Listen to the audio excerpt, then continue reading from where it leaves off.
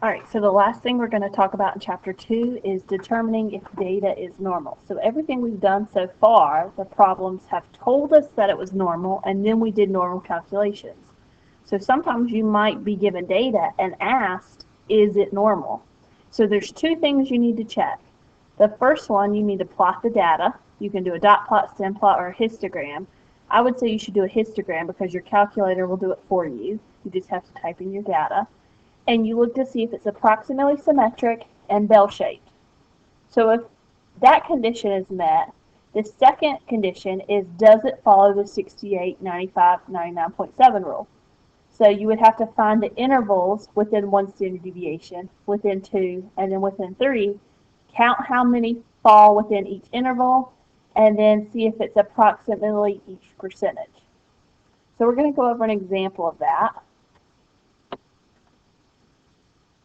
So this says, let's start by examining the data on unemployment rates in the 50 states.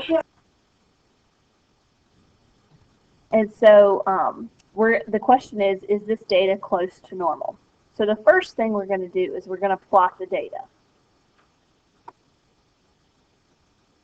So we can do this in our calculator. I've actually already got the data typed in. So if you need to pause and do it yourself, you can. But if you go to Stat, Edit, all your data should be in your list. Then we're going to go to second, y equals. This is what we did in the first unit. We're going to turn on plot 1, and we're going to select the histogram. Our data is in L1, and we want our frequency to be 1. So then we have to go to our window. Our smallest value is 4.1. So we could start at 4, maybe even 3, just to give it some space on the left. And our biggest value is 14.7. So we may want to go up to 16. Now, several data points fall on each interval, so for their decimal places. So I would say a scale of 1 would be sufficient. Then we go to our graph, and we can see our histogram. Now, if you were on your exam, you would need to draw a sketch of this on your paper. You could not just say that you checked it. You would actually have to have the picture there to show that you checked it.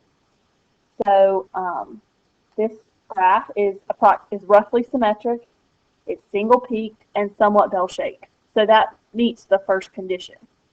Remember, you're looking for obvious skewedness, and although you would consider that the right side, it's not a long enough tail for you to consider it actually to be skewed. So this would be roughly symmetric. So if I go back, I'm going to look at step 2. So step 2 says, does the data fit the 68, 95, 99.7 rule? So before I can check those rules, I need my mean and standard deviation. Since I've already typed it into my calculator, I can do one-bar stats to come up with those numbers very quickly. So stat, calc, one-bar stats of list 1, and then calculate. You can see my mean is 8.682. And my standard deviation is 2.225. So what I'm going to do is I'm going to take the mean, and I'm going to add a standard deviation, and then subtract a standard deviation.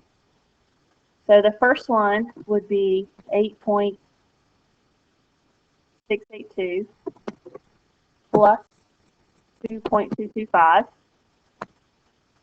And then 8.682 minus 2.225. So that's my first interval. That's one standard deviation. So I got about 6.5 to about 10.9. Then I'm going to find the second interval. I'm going to start at 10.907, and I'm going to add another standard deviation. And then I'm going to start at 6.457 and subtract another standard deviation. So this is the interval within 2 standard deviations.